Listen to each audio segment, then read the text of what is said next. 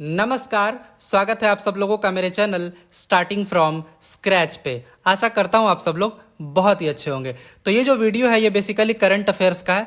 थोड़ा लेट है ये वीडियो, बट होपफुली आप लोगों को ये one of the best video आप लोगों को मिलेगा करंट अफेयर्स में। तो ये अप्रैल मंथ 2024 का ये वीडियो है। सारे के सारे इंपॉर्टेंट करंट अफेयर्स जो अप्रैल मंथ 2024 का है वो सारे के सारे मैं इस एक वीडियो में लेकर आ गया हूँ। टोटल 72 क्वेश्चंस आप लोगों को मिलेंगे, 72 क्वेश्चंस मिलेंगे जो कि सारे के सारे इंपॉर्टेंट हैं। आप किसी भी एग्जाम की तैयारी करते हो, चाहे वो स्टेट पीसीएस हो या रेलवे बैंकिंग या किसी भी एग्जाम का हो, टीचर का हो, ये वीडियो आपके लिए बेहद इंपॉर्टेंट साबित होने वाला है। तो आइए चलते हैं वीडियो की ओर। पहला क्वेश्चन देखते हैं। निम्न में से किस संस्था ने श्री राम लला के माथे पर सूर्य प्रकाश लाने में सबसे महत्वपूर्ण भूमिका निभाई? तो ये जो सूर्य प्रकाश लाने का जो प्रोजेक्ट था, उस प्रोजेक्ट का नाम था सूर्य तिलक। तो सूर्य प्रकाश लाने में सबसे महत्वपूर्ण भूमिका किस संस्था ने निभाई है, आपको ये बताना है। तो ऑप्शन में देख लेते हैं क्या क्या है। आईआईटी बॉम्बे, बीएचयू मतलब बनारस हिंदू यूनिवर्सिटी, आईआईटी दिल्ली या तो फिर Indian institute of astrophysics Bengaluru. तो ये चारों आपके ऑप्शंस है पहले क्वेश्चन के लिए। तो टोटल जो क्वेश्चन है इस वीडियो में वो है 72। आप लोग सारे के सारे क्वेश्चंस को जरूर देखिएगा। सारे के सारे इंपॉर्टेंट क्वेश्चंस ही मैं इस वीडियो में चुनकर लाया हूं और ये अप्रैल मंथ का पूरा जो इंपॉर्टेंट करंट अफेयर्स है वो सारे आपको इस वीडियो में देखने को मिल जाएगा। तो आप लोग सारे के सारे क्वेश्चंस को जरूर अटेम्प्ट कीजिए और लास्ट में जरूर कमेंट कीजिएगा कि आप लोगों ने कितने प्रश्नों के सही उत्तर दिए हैं। मिनिमम आपके 65 क्वेश्चंस करेक्ट होने ही चाहिए।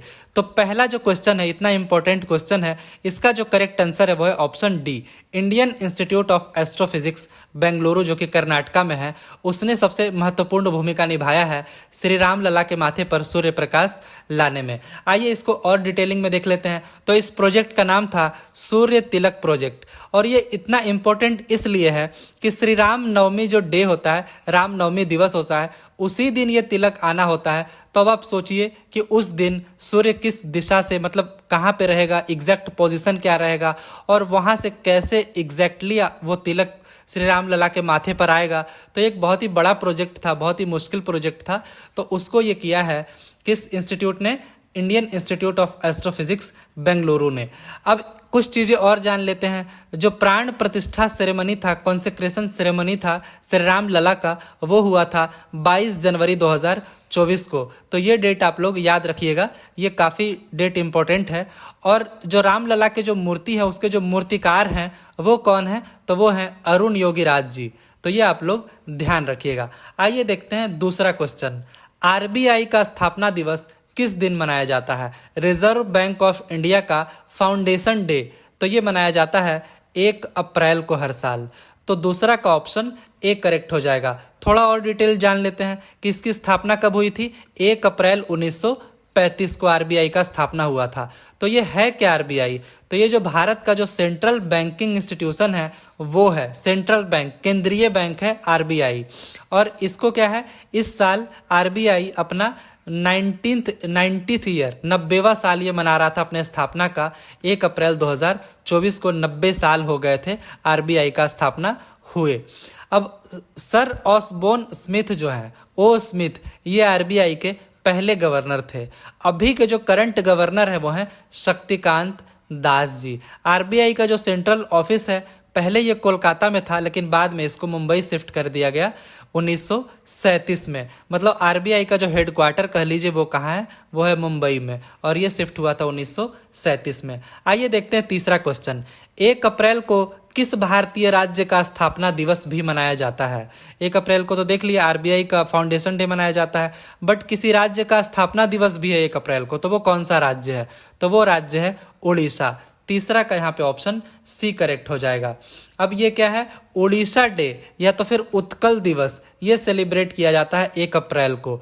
अब उड़ीसा स्टेट जो है ये फॉर्म हुआ था 1 अप्रैल 1936 को। बिहार से अलग होकर उड़ीसा एक नया राज्य बना था।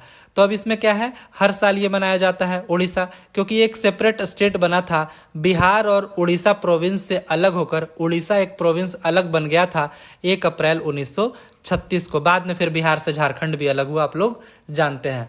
चौथा क्वेश्चन देखते हैं, G7 मतलब ग्रुप ऑफ 7, ये जो शिखर सम्मेलन है, G7 समिट है 2024 में, इसमें भारत को आमंत्रित किया गया है। तो ये किस देश में आयोजित होने वाला है G7?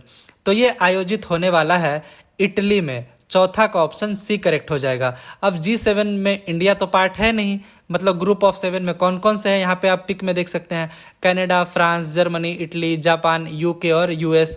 पहले रसिया भी था लेकिन रसिया को बाहर कर दिया गया, तो G7 अभी फिलहाल है। तो G7 में इंडिया तो पार्ट है नहीं, बट फिर भी इंडिया को इन्वाइट किया गया है। तो ये कहाँ होने वाला है इस साल? तो ये होने वाला है इटली में। तो इसके बारे में आप जान लीजिए, प्राइम मिनिस्टर नरेंद्र मोदी जी हैं, उन्होंने इस इन्विटेशन को एक्सेप्ट कर लिया है। और ये बेसिकली इटालियन जो काउंटर पार्ट है, मतलब इटली में जो प्राइम मिनिस्टर है, उन्होंने इनवाइट किया है इनको, जिनका नाम है जॉर्जिया मेलोनी।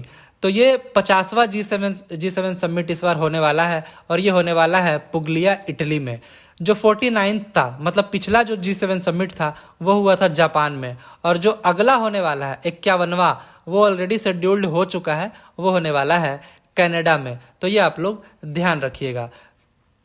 आइए देखते हैं अपना 5वां क्वेश्चन। भारतीय निर्वाचन आयोग मतलब इलेक्शन कमीशन ऑफ इंडिया के द्वारा लोकसभा चुनाव 2024 के लिए किसे यूथ आइकन घोषित किया गया है? ये बेसिकली होता है युवाओं को वोट देने के लिए, प्रेरित करने के लिए ये घोषित किया जाता है।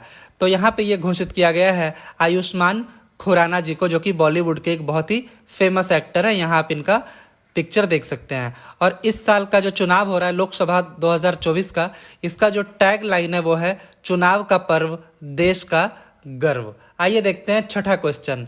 ICC men's T20 world cup 2024 के लिए किसे ब्रांड एम्बेसडर नियुक्त किया गया है? अभी होने ही वाला है ICC men's T20 world cup 2024 next month से। तो इसके लिए ब्रांड एम्बेसडर किसे नियुक्त किया गया है? उसेन बोल्ट यहाँ पे ऑप्शन में है, क्रिस गेल है, युवराज सिंह है, या तो फिर इनमें से सभी। तो यहाँ पे ऑप्शन है, ऑप्शन डी करेक्ट हो जाएगा, इनमें से सभी। सबसे पहले उसेन बोल्ट को घोषित किया गया, उसके बाद क्रिस गेल को भी, और अभी फिलहाल नए जो नियुक्त किए गए हैं वो हैं युवराज सिंह, जो कि इंडिया के प्लेयर बहुत ही फेमस रह चुके हैं, आप लोग जानते होंगे। तो सबसे पहले देखते हैं उसेन बोल्ट, ये कौन है? तो ये जमैका के एक अंतर्राष्ट्रीय धावक हैं, स्प्रिंटर हैं, और ये 8 बार ओलंपिक में गोल्ड मेडलिस्ट ये रह चुके हैं। और इस साल का जो है ICC men's T20 world cup होने वाला है, ये 9वां एडिशन है T20 वर्ल्ड कप का मेंस लोगों का, और ये होने वाला है 1 जून से लेकर 29 जून 2024 तक। जो इसमें सबसे खास बात है वो ये है कि ये होस्ट किया जा रहा है वेस्ट इंडीज और यूएसए के द्वारा। ये दोनों देश मिल के इस साल का ICC men's T20 world cup को होस्ट करने वाले हैं। इंग्लैंड जो है वो डिफेंडिंग चैंपियन है, मतलब पिछले बार जो ICC men's T20 world cup हुआ था उसका विजेता इंग्लैंड टीम था। आइए देखते हैं 7वां क्वेश्चन। निम्न में से कौन सा ब्रांड T20 वर्ल्ड कप 2024, जिसके बारे में हम लोग पिछले प्रश्न में बात कर चुके हैं, तो वो कौन सा ब्रांड है जो T20 वर्ल्ड कप 2024 में आयरलैंड और स्कॉटलैंड क्रिकेट टीमों को प्रायोजित करेगा, मतलब स्पॉन्सर करेगा? तो वो कौन सा ब्रांड है? मदर डेयरी, अमूल, रिलायंस, या तो फिर नंदिनी? तो ये ब्रांड है नंदिनी, जो कि एक डेयरी ब्रांड है और ये कर्नाटका बेस्ड है। तो ये नंदिनी ही है जो कि इस बार आयरलैंड और स्कॉटलैंड की जो क्रिकेट टीमें हैं उनको ये स्पॉन्सर करने वाली है। 8वां क्वेश्चन देखते हैं।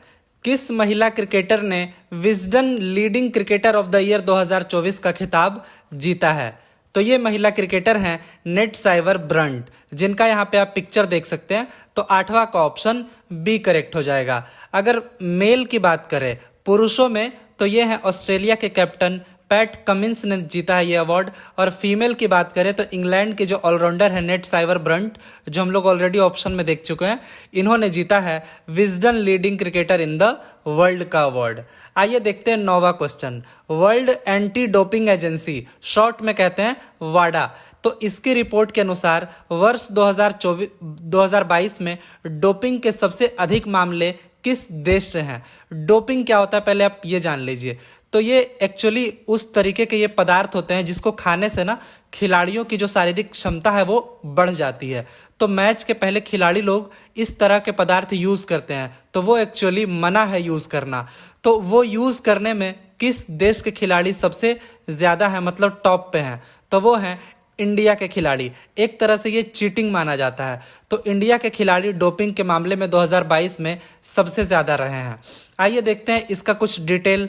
तो आउट ऑफ 4064 4064 जो सैंपल लिए गए, उसमें से मतलब इंडियन एथलीट्स के लिए गए 4064 सैंपल, उसमें से 127 सैंपल जो हैं वो टेस्टेड पॉजिटिव, मतलब कि पॉजिटिव पाए गए। अब ये अलग अलग तरीके के टेस्ट होते हैं, यूरिन टेस्ट में, ब्लड टेस्ट में, इस तरीके के टेस्ट लिए जाते हैं। तो ये होते हैं बैंड सब्सटेंसेस, मतलब ये बैंड पदार्थ होते हैं, इसको नहीं लेना होता है मैच के पहले। आइए देखते हैं 10वां क्वेश्चन। हाल ही में जारी की गई संयुक्त राष्ट्र जनसंख्या कोष UNFPA, इसकी विश्व जनसंख्या रिपोर्ट 2024 के अनुसार भारत की अनुमानित जनसंख्या अभी करंट में क्या है? तो अभी करंट में जो भारत की अनुमानित जनसंख्या है वो है 144 करोड़। आइए इसके बारे में कुछ डिटेल ले लेते हैं। तो ये followed by China. China obviously अब दूसरे नंबर पे आ गया है। चाइना की जनसंख्या अभी है 142.5 करोड़, मतलब 142 करोड़, लगभग कह लीजिए कि 142 करोड़। इंडिया की जो पॉपुलेशन है, वो जो ऑफिशियल आंकड़ा है वो 121 करोड़ आज भी है, क्योंकि जो ऑफिशियल सेंसस आता है वो 2011 में आया था। 2021 वाला अभी तक नहीं आया, कोरोना के कारण लेट हो गया था, जो अब तक नहीं आ पाया ऑफिशियल आंकड़ा। लेकिन इस आंकड़े के अनुसार जो है वो भारत की आबादी अभी 142 करोड़ है। और ऑफिशियल आंकड़ा 2011 में आया था, मैं आपको पहले ही बता चुका हूँ। सेंसस के आंकड़े होपफुली जल्द ही आ जाएंगे। तो अभी तक आप लोग अगर इस चैनल को सब्सक्राइब नहीं किए हैं तो प्लीज़ कर लीजिए, इस तरीके के कई वीडियोस आपको देखने को मिलेंगे। आइए देखते हैं 11वां क्वेश्चन। हाल ही में दुनिया के सबसे बुजुर्ग व्यक्ति, जो सबसे एल्डेस्ट पर्सन थे या ओल्डेस्ट पर्सन थे, उनका नाम था जुआन विंसेंट पेरेज मोरा। तो इनका निधन हो गया। तो वो किस देश से थे आपको ये बताना है। ये है उनकी पिक्चर। तो ये थे वेनेजुएला से। तो 11वां का ऑप्शन सी करेक्ट हो जाएगा। तो ये वेनेजुएला से थे और ये वर्ल्ड के ओल्डेस्ट वेरीफाइड लिविंग मैन थे। हो सकता है इनसे भी ज़्यादा कोई एजेड हो, बट वेरीफाइड की अगर मामलों की बात करें तो उनमें यही थे सबसे बड़े। इनकी एज थी 114 साल 311 दिन, ये जिंदा रहे थे मरने के पहले। 12वां क्वेश्चन देखते हैं। हाल ही में 5200 साल पुरानी हड़प्पा सभ्यता की एक बंदोबस्त किस भारतीय राज्य में मिली है? तो पहले भी कई बंदोबस्त मिल चुके हैं हड़प्पा सभ्यता के, आप जानते हैं, लेकिन अभी हाल ही में एक नया मिला है सेटलमेंट 5200 साल पुराना। तो वो किस राज्य में मिला है? तो वो मिला है गुजरात राज्य में। ये उसकी एक फोटो है, आप लोग यहाँ पे देख सकते हैं। तो ये कहाँ के आर्कियोलॉजिस्ट ने ये फाइंड किया है? तो केरला यूनिवर्सिटी के जो आर्कियोलॉजिस्ट हैं, तो उन्होंने कई सारे और इंस्टीट्यूशन के साथ मिलकर इस जगह को खोजा है। और ये कहाँ पे है? ये पाड़ता बेट में है एक सेटलमेंट, और ये खटिया एक गांव है, और ये है कच्छ जिला गुजरात में। तो ये आप लोग ध्यान रखिएगा, पूरी की पूरी डिटेलिंग। आइए देखते हैं 13वां क्वेश्चन। हाल ही में भारत के किस राज्य में 47 मिलियन वर्ष पुराना 4.7 करोड़ साल पुराना जो एक सांप का जीवाश्म मिला है, तो वो कहाँ पे मिला आपको ये बताना है। तो ये भी मिला है गुजरात में। 13वां का ऑप्शन बी करेक्ट हो जाएगा। इसके बारे में और डिटेल ले लेते हैं। IIT रुड़की के प्रोफेसर्स हैं जिन्होंने इस फॉसिल्स को खोज कर निकाला है। 47 मिलियन साल पुराना है ये फॉसिल। और ये जो सांप है जिसका ये मतलब फॉसिल मिला है, ये सांप का अगर लंबाई देखा जाए तो वो 11 से 15 मीटर लंबा था देखा जाए तो। और इसका जो वजन है वो 1 टन से भी ज़्यादा है। और चूंकि ये सांप को ना लॉर्ड शिवा, भगवान शिवा के साथ जोड़कर देखा जा रहा है, इसीलिए इसका नाम रखा गया है वासुकी इंडिकस। आइए देखते हैं 14वां क्वेश्चन। भारत से ब्रह्मोस मिसाइल पाने वाला पहला देश कौन बना है? तो वो पहला देश बना है फिलीपींस। 14वां का यहाँ पे ऑप्शन ए करेक्ट हो जाएगा। अब इस ब्रह्मोस मिसाइल के बारे में जान लेते हैं। तो सबसे पहले ये जानिए, जो डील हुआ था ये जनवरी 2022 में ही हुआ था, और इस डील का जो प्राइस था वो था $375 मिलियन। तो इस तरीके से इंडिया का ये पहला जो ब्रह्मोस मिसाइल का एक्सपोर्ट है, ये पहली बार इंडिया ने किसी को एक्सपोर्ट किया है। इसके अलावा और भी कई कंट्रीज जैसे अर्जेंटीना ने भी अपना इंटरेस्ट दिखाया है ब्रह्मोस को खरीदने में।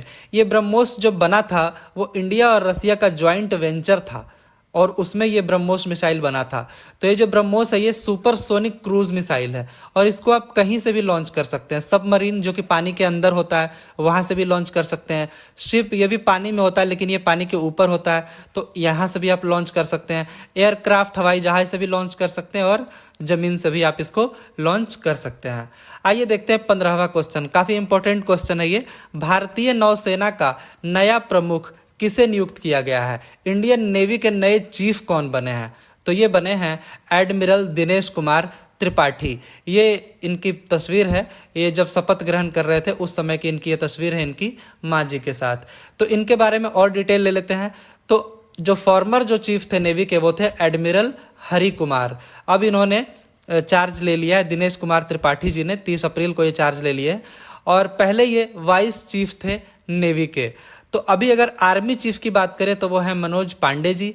अगर एयर चीफ की बात करें, chief of the air staff, तो वो है मार्शल विवेक राम चौधरी जी। और अगर chief of the defence staff की बात करें तो वो है जनरल अनिल चौहान जी। तो ये सारे आप लोग ध्यान रखिएगा। आइए देखते हैं 16वां क्वेश्चन। हाल ही में केंद्रीय जांच ब्यूरो मतलब CBI, central bureau of investigation के संयुक्त निदेशक मतलब ज्वाइंट डायरेक्टर कौन बने हैं? डायरेक्टर है प्रवीण सूद जी, लेकिन यहाँ आपसे पूछा जा रहा है ज्वाइंट डायरेक्टर कौन बने हैं? तो ज्वाइंट डायरेक्टर बने हैं अनुराग कुमार। तो 16वां का ऑप्शन ए करेक्ट हो जाएगा। तो जैसा कि हम पहले बता चुके हैं कि जो सीबीआई डायरेक्टर है वो है प्रवीण सूद। सीबीआई का हेडक्वार्टर है नई दिल्ली में। तो सीबीआई है क्या? ये एक प्रीमियर इन्वेस्टिगेटिंग एजेंसी है। मतलब अलग अलग केसेस में, चाहे वो क्रिमिनल केसेस हों या करप्शन केसेस हों या तो फिर इकोनॉमिक ऑफेंसेस हों, आर्थिक जो जुर्म करते हैं लोग वो हो, या हाई प्रोफाइल कोई क्राइम हो, तो उसमें सीबीआई जांच करती है। अब उसके अलावा और देख लीजिए, सदानंद वसंत दत्ते जो हैं इनको भी हाल ही में एनआईए का मतलब हेड बनाया गया है और दिनकर गुप्ता जी इसके पहले थे लेकिन अब बन गए हैं सदानंद वसंत दत्ते। तो ये बने हैं एनआईए, नेशनल इन्वेस्टिगेटिंग जो एजेंसी है उसके ये हेड बने हैं। आइए देखते हैं आगे 17वां क्वेश्चन। प्रेस सूचना ब्यूरो, प्रेस इंफॉर्मेशन ब्यूरो, इसके प्रधान महानिदेशक मतलब प्रिंसिपल डायरेक्टर जनरल अभी हाल ही में किनको नियुक्त किया गया है? तो ये उनकी तस्वीर है, ये हैं शेफाली बी शरण जी को बनाया गया है principal director general of press information bureau. तो अब ये है क्या? तो सबसे पहले ये जान लीजिए कि मनीष देसाई को इन्होंने सक्सीड किया, मतलब पहले मनीष देसाई थे अब बन गए हैं शेफाली बी शरण जी। तो ये है क्या? तो ये बेसिकली इंफॉर्मेशन देती है, प्रेस इंफॉर्मेशन ब्यूरो जो है वो इंफॉर्मेशन देती है। किस माध्यम से? प्रिंट माध्यम से या इलेक्ट्रॉनिक माध्यम से या तो फिर वेब मीडिया के माध्यम से ये इन्फॉर्मेशन देती है। किनका? तो गवर्नमेंट के जो प्लान्स होते हैं, सेंट्रल गवर्नमेंट के जो उनकी नीतियां हैं, पॉलिसीज, उनके बारे में ये इन्फॉर्मेशन देती हैं। या तो वो कोई एक नया प्रोग्राम इनिशिएटिव लॉन्च करने वाले हैं या उनका कोई अचीवमेंट है, तो इन चीज़ों के बारे में जानकारी जो देते हैं वो है प्रेस इंफॉर्मेशन ब्यूरो। और ये किस मिनिस्ट्री के अंतर्गत आते हैं? तो ये आते हैं इंफॉर्मेशन एंड ब्रॉडकास्टिंग मिनिस्ट्री के अंतर्गत आता है ये प्रेस इंफॉर्मेशन ब्यूरो। 18वां क्वेश्चन देखते हैं।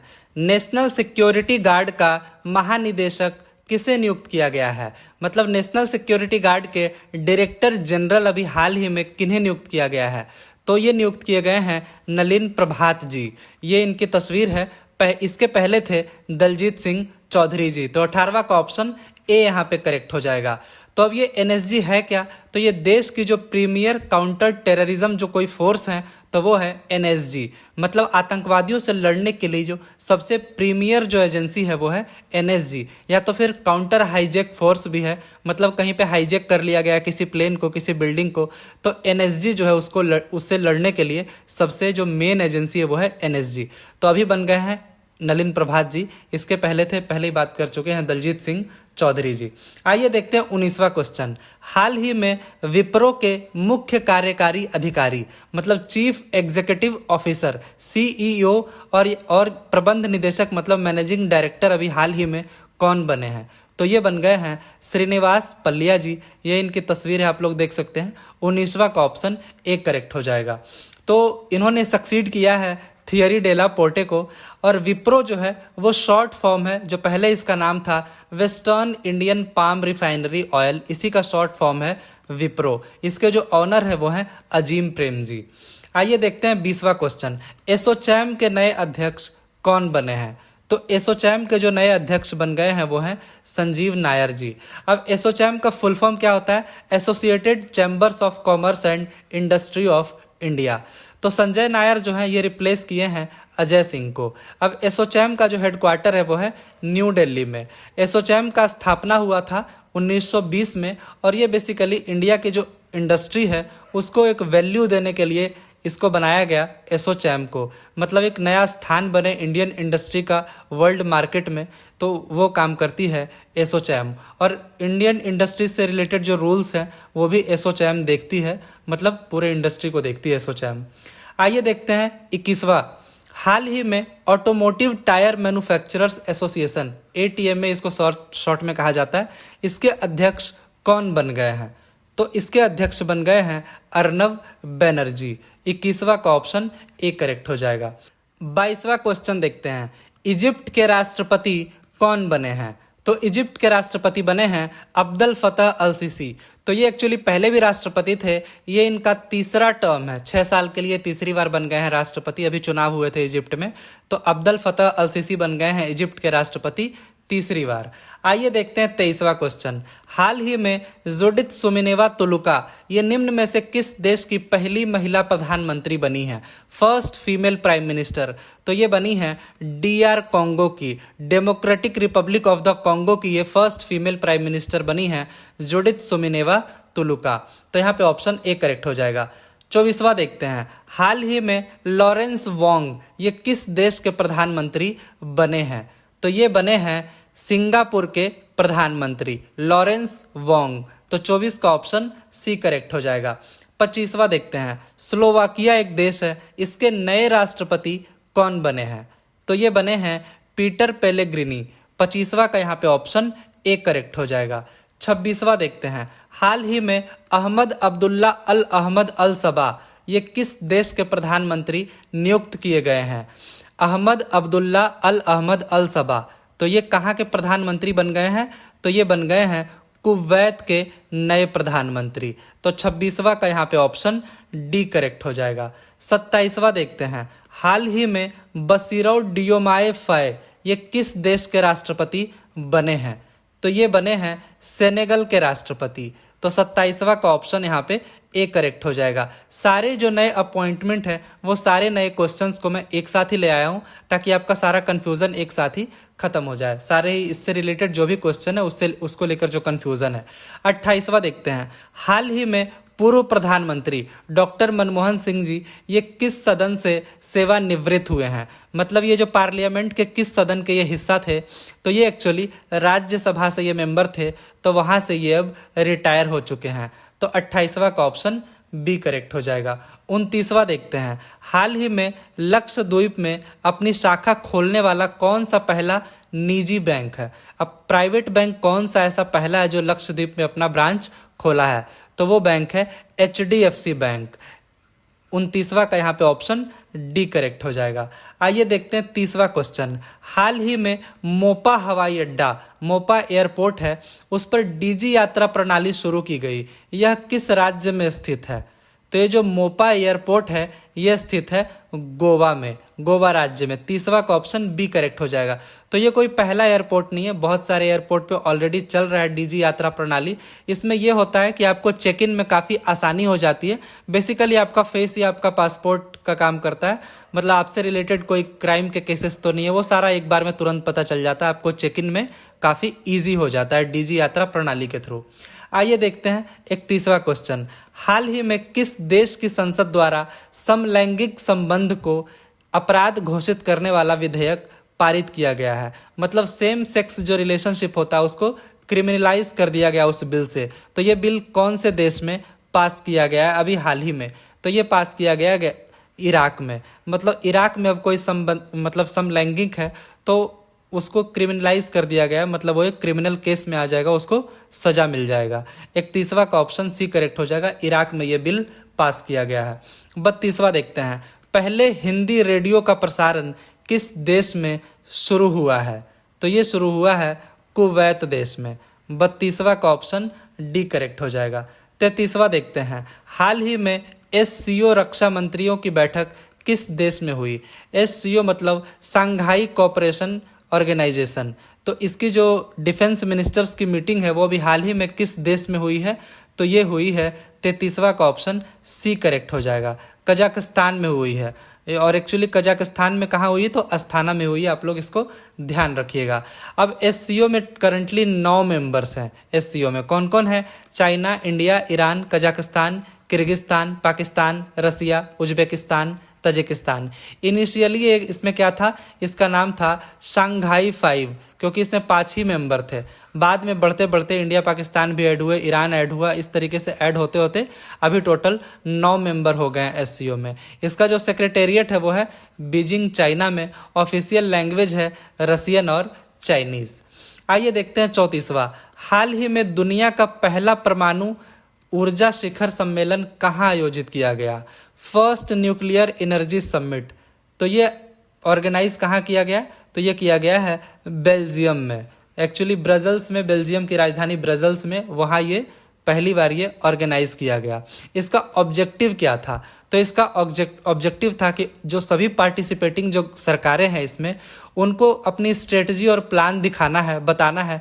किस लिए? कि वो यूटिलाइज कैसे कर रहे हैं न्यूक्लियर पावर को, ताकि जो एमिशंस होता है कार्बन एमिशन, उसको नेट जीरो कर देना है, मतलब एकदम जीरो कर देना है कार्बन एमिशन को, ताकि इसके लिए अर्थ के इन्वायरमेंट के लिए काफ़ी बढ़िया हो जाएगा। और सस्टेनेबल डेवलपमेंट के लिए वो क्या कर रहे हैं? उनको बेसिकली अपना प्लान दिखाना है। सभी पार्टिसिपेटिंग जो इसमें गवर्नमेंट सरकारें हैं जो, उनको दिखाना है। अब ये जो IAEA जो है, इसका हेडक्वार्टर है वियना, ऑस्ट्रिया में।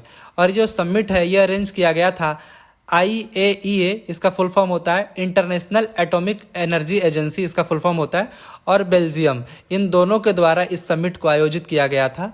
तो इसको आप लोग जरूर ध्यान रखिएगा कि IAEA का फुल फॉर्म क्या होता है? International atomic energy agency. ये कई एग्जाम्स में इसका फुल फॉर्म भी पूछ लिया जाता है, आप लोग इसको ध्यान रखिएगा। तो पहला समिट कहाँ आयोजित किया गया था? तो ये किया गया था बेल्जियम में। आइए देखते हैं 35वां question. The idea of democracy, ये एक नई बुक है। तो ये किसके द्वारा लिखी गई है? आपको ये बताना है। तो ये इनकी तस्वीर है, ये लिखी गई है सैम पिट्रोडा के द्वारा। 35वां का ऑप्शन ए करेक्ट हो जाएगा। तो ये कौन है सैम पिट्रोडा? तो ये बेसिकली अभी हाल ही में काफ़ी फेमस थे, क्योंकि ये जो इलेक्शंस में इनके कई सारे कंट्रोवर्शियल बयान आए हैं। तो ये बेसिकली इंडियन ओवरसीज़ कांग्रेस, मतलब INC जो इंडियन नेशनल कांग्रेस, तो उसका इंडियन ओवरसीज़ कांग्रेस के ये चेयरमैन थे, जिस पोस्ट से इन्होंने भी हाल ही में इस्तीफा दे दिया, क्योंकि इनकी बयानों से बहुत ज़्यादा जो है कंट्रोवर्सी क्रिएट हो गई थी। आइए देखते हैं 36वां question. Just a mercenary, notes from my life and career, ये पुस्तक किनके द्वारा लिखी गई? तो ये लिखा गया है डुवोरू सुब्बा राव के द्वारा। 36वां का ऑप्शन ए करेक्ट हो जाएगा। शॉर्ट में इनको कहते हैं डी सुब्बा राव, जो कि पहले मतलब RBI के गवर्नर रह चुके हैं। 36वां का ऑप्शन ए करेक्ट हो जाएगा। 37वां देखते हैं। Knife, meditations after an attempted murder, ये किताब किसके द्वारा लिखी गई? तो ये बहुत ही फेमस किताब है और बहुत ही फेमस राइटर के द्वारा लिखी गई है, जिनका नाम है सलमान रश्दी। 37वां का ऑप्शन ए करेक्ट हो जाएगा। इनकी बहुत सारी फेमस बुक्स हैं, कुछ का नाम मैं यहाँ पे लिख कर लाया हूँ, जैसे Midnights children, one of the most famous books of Salman Rushdie. और एक और जो इनकी सबसे फेमस और सबसे कंट्रोवर्शियल बुक है वो है द सैटेनिक वर्सेस, ये भी इन्हीं की बुक है। शालीमार द क्लोन, ये भी इनकी बुक है। Shame, the ground beneath her feet, the Moor's last sigh, ये सारे के सारे फेमस बुक्स इन्हीं के हैं, सलमान रश्दी के। ऐसे बहुत सारी बुक्स हैं इन्होंने जो लिखे हैं। आइए देखते हैं 38वां क्वेश्चन। द विनर्स माइंडसेट, ये निम्न में से किस क्रिकेटर की आत्मकथा है? मतलब ऑटोबायोग्राफी है किस क्रिकेटर की? तो ये है शेन वॉटसन की ऑटोबायोग्राफी। 38वां का यहाँ पे ऑप्शन सी करेक्ट हो जाएगा। 39वां देखते हैं। निम्न में से कौन सा देश संस्कृत अनुसंधान और शिक्षा को बढ़ावा देने के लिए भारत के साथ सहमत हुआ है? तो वो कौन सा देश है? तो वो देश है नेपाल, जो कि मतलब ये एग्री हुआ इस बात के लिए कि संस्कृत अनुसंधान और शिक्षा को, मतलब संस्कृत रिसर्च और एजुकेशन को ये प्रमोट करेंगे। तो वो है नेपाल देश। 40वां देखते हैं। हाल ही में किस भारतीय राज्य में परमवीर चक्र उद्यान का उद्घाटन किया गया? वो कौन सा राज्य है? तो वो राज्य है तमिलनाडु। यहाँ पे परमवीर चक्र एक उद्यान है, उसका उद्घाटन किया गया। 41वां देखते हैं, लता दीनानाथ मंगेशकर पुरस्कार 2024 से किसे सम्मानित किया गया। तो ये बेसिकली लता मंगेशकर जी के नाम पे ये अवार्ड है, लता दीनानाथ मंगेशकर अवार्ड 2024। तो ये अभी हाल ही में दिया गया अमिताभ बच्चन जी को। तो 41वां का ऑप्शन ए करेक्ट हो जाएगा। 42वां देखते हैं, अंतरिक्ष विज्ञान मतलब स्पेस साइंस के क्षेत्र में आर्यभट्ट पुरस्कार किसे दिया गया है। तो ये जो आर्यभट्ट पुरस्कार है ये दिया गया है पाबुलूरू सुब्बा राव। 42वां का ऑप्शन ए करेक्ट हो जाएगा। इनको दिया गया है आर्यभट्ट पुरस्कार स्पेस साइंस के क्षेत्र में। 43वां देखते हैं, गोल्डमैन पर्यावरण पुरस्कार 2023 से किसे सम्मानित किया गया है। गोल्डमैन इन्वायरमेंट प्राइज 2023, तो इससे सम्मानित किया गया है आलोक शुक्ला जी को। 43वां का ऑप्शन ए करेक्ट हो जाएगा। 44वां देखते हैं, हाल ही में महाराष्ट्र के किस जिले के सितार और तानपुरा को जीआई टैग मिला है, ज्योग्राफिकल इंडिकेशन टैग मिला है। तो ये किस देश महाराष्ट्र के किस जिले के ये प्रोडक्ट्स हैं, सितार और तानपुरा। तो ये किस जिले के हैं, तो ये हैं सांगली जिले के। तो 44वां का ऑप्शन ए करेक्ट हो जाएगा। आइए देखते हैं 45वां, हाल ही में तिरंगा बर्फी और ढलुआ मूर्ति ये इसको जीआई टैग मिला है। तो ये किस राज्य से संबंधित है, तिरंगा बर्फी और ढलुआ मूर्ति। तो ये संबंधित है उत्तर प्रदेश से, उत्तर प्रदेश से। तो 45वां का ऑप्शन डी करेक्ट हो जाएगा। 46वां देखते हैं, किस राज्य के कपड़ा शिल्प कला जिसको कहा जाता है अजरक, इसको जीआई टैग मिला है। तो ये किस राज्य का ये शिल्प कला है अजरक, तो आपको ये बताना है। तो ये है गुजरात का, तो इसको मिल गया है जीआई टैग। 46वां का ऑप्शन डी करेक्ट हो जाएगा। 47वां देखते हैं, हाल ही में उत्तर प्रदेश के कितने उत्पादों को जीआई टैग मिला है। तो अभी हाल ही में उत्तर प्रदेश के टोटल 15 ऐसे प्रोडक्ट्स हैं, मतलब पिछले कुछ महीने में, जिसको जीआई टैग मिला है। तो 47वां का ऑप्शन यहाँ पे सी करेक्ट हो जाएगा। और ये सारे के सारे प्रोडक्ट्स आप यहाँ पे देख सकते हैं, 15 के 15। बनारस की जो ठंडाई है, पीने वाला जो रिफ्रेशिंग मिल्क बेस्ड एक प्रोडक्ट है, तो इसको भी मिल गया है जीआई टैग। बनारस का तबला, बनारस सहनाई, बनारस लाल भरवा मिर्च जो है उसको भी मिल गया है। ऐसा बहुत सारा प्रोडक्ट है, चिराई गांव करौंदा, बनारस लाल पेड़ा जो होता है, बनारस मुराल पेंटिंग, इस तरीके से सारे प्रोडक्ट आप लोग एक बार नज़र मार लीजिएगा, इन सबको मिल गया है जीआई टैग। आइए देखते हैं 48वां क्वेश्चन, विश्व स्वास्थ्य दिवस वर्ल्ड हेल्थ डे ये कब मनाया जाता है। तो वर्ल्ड हेल्थ डे मनाया जाता है 7 अप्रैल को। तो 48वां का ऑप्शन सी करेक्ट हो जाएगा। इस बार का जो थीम था वर्ल्ड हेल्थ डे का वो था माई हेल्थ माई राइट। तो थीम्स आप लोग जरूर याद रखिएगा। विश्व विरासत दिवस वर्ल्ड हेरिटेज डे ये कब मनाया जाता है। तो ये जो वर्ल्ड हेरिटेज डे है ये मनाया जाता है 18 अप्रैल। तो इसको आप लोग ध्यान रखिएगा, ये सारे कुछ डेट्स मैं इंपॉर्टेंट लेकर आया हूँ। तो इसका जो थीम था वर्ल्ड हेरिटेज डे 2024 का, तो ये था डिस्कवर एंड एक्सपीरियंस डाइवर्सिटी। 50वां क्वेश्चन देखते हैं, नेशनल सिविल सर्विसेज डे ये कब मनाया जाता है, राष्ट्रीय सिविल सेवा दिवस। तो ये मनाया जाता है 21 अप्रैल को हर साल। तो 50वां का ऑप्शन बी करेक्ट हो जाएगा। तो इसके पहले अगर आप लोगों ने चैनल सब्सक्राइब नहीं किया है तो प्लीज़ कर लीजिए, आप लोगों का एक सब्सक्रिप्शन हमें काफ़ी मोटिवेशन देता है। आइए देखते हैं 51वां क्वेश्चन, वर्ल्ड अर्थ डे 2024 जो था इसका थीम क्या था, आपको ये बताना है। तो इसका थीम था प्लेनेट वर्सेस प्लास्टिक्स। अब क्या है कि इसको मनाया कब जाता है वर्ल्ड अर्थ डे, तो ये मनाया जाता है 22 अप्रैल को हर साल। तो 51वां का यहाँ पे ऑप्शन ए करेक्ट हो जाएगा, थीम था प्लेनेट वर्सेस प्लास्टिक्स। आइए देखते हैं 52वां क्वेश्चन, विश्व मलेरिया दिवस कब मनाया जाता है, वर्ल्ड मलेरिया डे। तो ये मनाया जाता है 25 अप्रैल, हर साल मनाया जाता है 25 अप्रैल को। तो 52वां का ऑप्शन डी करेक्ट हो जाएगा। इस बार का जो वर्ल्ड मलेरिया डे था इसका थीम था accelerating the fight against malaria for a more equitable world. आइए देखते हैं 53, विश्व बौद्धिक संपदा दिवस वर्ल्ड इंटेलेक्चुअल प्रॉपर्टी डे ये कब मनाया जाता है। तो वर्ल्ड इंटेलेक्चुअल प्रॉपर्टी डे है ये मनाया जाता है 26 अप्रैल को हर साल। तो 53वां का ऑप्शन सी करेक्ट हो जाएगा। इसका अगर थीम देखें इस साल का था, वो ये था intellectual property and the SDGs, मतलब sustainable development goals, building our common future with innovation and creativity. आइए देखते हैं अगला 54। हाल ही में मुंबई में किसने पहली स्वदेशी कार टी सेल थेरेपी को लॉन्च किया है? तो ये बेसिकली कैंसर से लड़ने के लिए एक थेरेपी है। तो इसको पहला स्वदेशी एक बना है, तो उसको किसने लॉन्च किया अभी हाल ही में? तो यहाँ पे आप पिक में देख सकते हैं, ये हमारी राष्ट्रपति द्रौपदी मुर्मू जी, इन्होंने पहला जो कार टी सेल थेरेपी है स्वदेशी, इसको लॉन्च किया है। तो ये ऑप्शन यहाँ पे ए करेक्ट हो जाएगा, द्रौपदी मुर्मू जी। ये बेसिकली कैंसर के इलाज में एक बहुत ही बड़ा कदम है। इससे कैंसर पेशेंट्स को काफ़ी हेल्प मिलने वाला है इस थेरेपी से, जो अब स्वदेशी डेवलप कर लिया गया है। आइए देखते हैं 55वां। हाल ही में पहला अंतर्राष्ट्रीय इंद्रधनुष पर्यटन सम्मेलन, मतलब कि first international rainbow tourism conference, ये किस देश में आयोजित किया गया? तो ये किया गया काठमांडू, नेपाल में। तो 55 का ऑप्शन इसमें सी करेक्ट हो जाएगा। आइए देखते हैं 56। वह फोटो जिसमें एक पैलेस्टीनियन औरत अपनी मृत भतीजी को गोद में उठा रखी है, इस फोटो को प्रतिष्ठित world press photo of the year 2024 का पुरस्कार मिला है। तो यह फोटो किसके द्वारा लिया गया है? तो यही है ये फोटो, आप लोग यहाँ पे देख सकते हैं। इस फोटो को मिला है world press photo of the year 2024 का अवार्ड। तो इस फोटो को किसके द्वारा लिया गया है, आपको ये बताना है।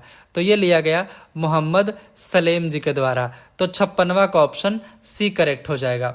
आइए देखते हैं 57। हाल ही में किस राज्य में खोंगजोम दिवस मनाया गया है? तो खोंगजोम दिवस है, ये मनाया गया है मणिपुर में। 57 का यहाँ पे ऑप्शन ए करेक्ट हो जाएगा। 58।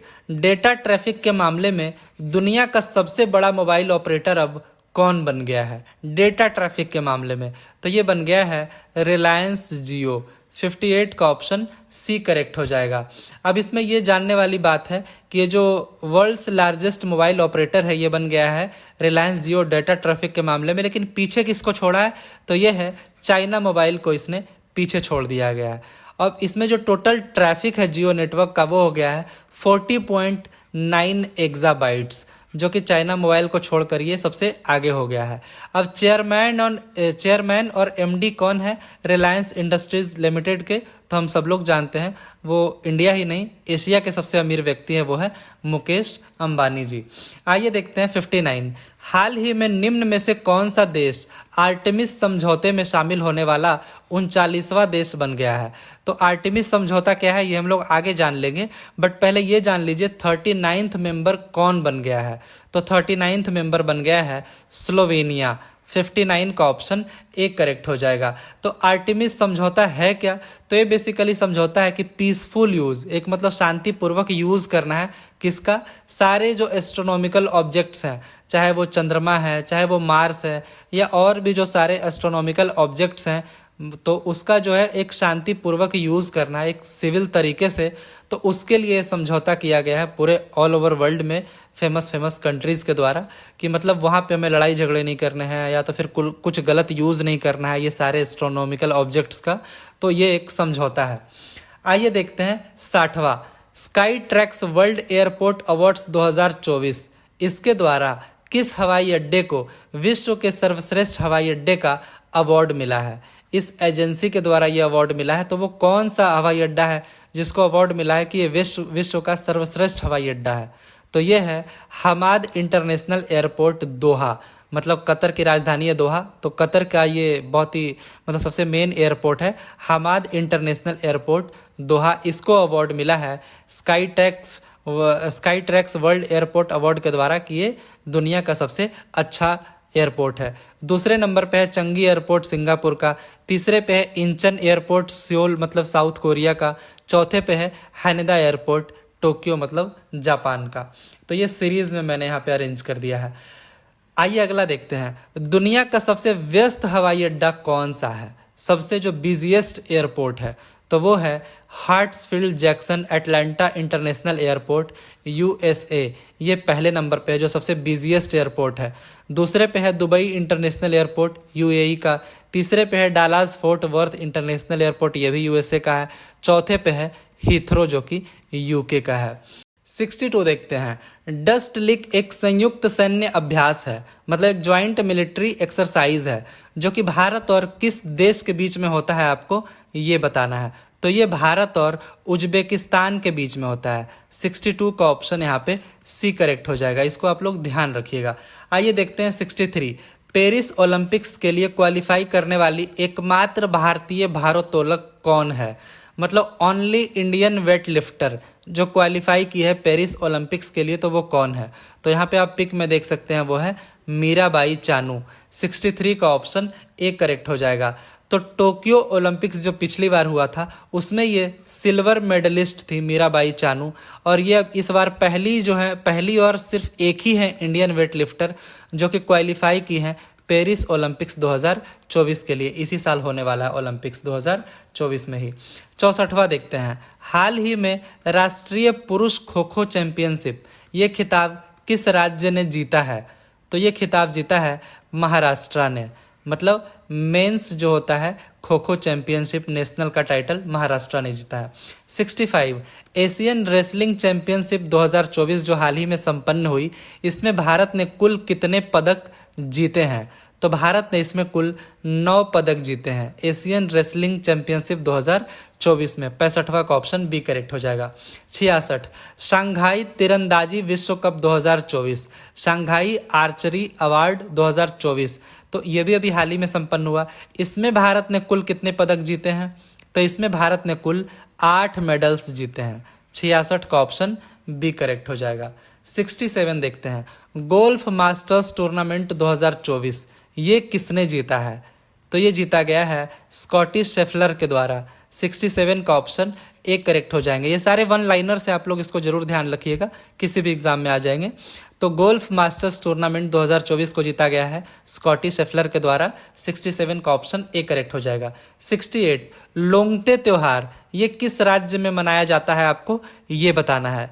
तो ये मनाया जाता है AP अरुणाचल प्रदेश में। 68 का ऑप्शन D करेक्ट हो जाएगा। 69 देखते हैं। त्रिशूर पूरम ये एक प्रसिद्ध मंदिर उत्सव है, मतलब एक टेम्पल फेस्टिवल है, तो ये किस राज्य में मनाया जाता है? त्रिशूर पूरम। ये क्वेश्चन काफी इंपॉर्टेंट है, इसको आप लोग ध्यान रखिएगा। तो ये मनाया जाता है केरला राज्य में। 69 का ऑप्शन A करेक्ट हो जाएगा। 70 देखते हैं। निम्न में से किस राज्य में उगादी उत्सव इसको नव वर्ष के रूप में मनाया जाता है? उगादी उत्सव, तो ये कौन सा राज्य है? तो ये राज्य है कर्नाटका। 70 का यहाँ पे ऑप्शन B करेक्ट हो जाएगा। यहाँ पे उगादी उत्सव को नव वर्ष के रूप में मनाया जाता है, तो वो राज्य है कर्नाटका। 71 देखते हैं। अग्नि केली या थूते धारा भी इसको कहा जाता है, यह पर्व किस राज्य में मनाया जाता है आपको ये बताना है। तो ये मनाया जाता है कर्नाटका में। तो ये बेसिकली एक पर्व है जिसमें आग के छोटे छोटे गोले जो हैं, टुकड़े हैं, ये एक दूसरे पे फेंका जाता है। मतलब ये नॉर्मली कोई नुकसान नहीं होता है किसी को, बहुत ही नॉर्मली ये इसको मनाया जाता है। अग्नि केली या थूते धारा, तो ये कर्नाटका में मनाया जाता है। तो 71 का ऑप्शन A करेक्ट हो जाएगा। आज का जो लास्ट क्वेश्चन है, सरहुल त्योहार ये किस राज्य में मनाया जाता है? तो ये जो सरहुल त्योहार है ये मनाया जाता है झारखंड में। तो ये एक त्योहार है, फेस्टिवल है, तो ये झारखंड में मनाया जाता है। तो 72 का ऑप्शन यहाँ पे B करेक्ट हो जाएगा। तो ये थे 72 क्वेश्चंस। आशा है आप लोगों को बेहद पसंद आए होंगे, और अगर ऐसा है तो प्लीज़ आप लोग चैनल को सब्सक्राइब कीजिए। आगे आपको बहुत सारे वीडियोस देखने को मिलेंगे, चाहे वो मार्च अप्रैल का हो, और पिछले 7-8 मंथ का एक ही वीडियो में करंट अफेयर्स लेकर आने वाला हूँ।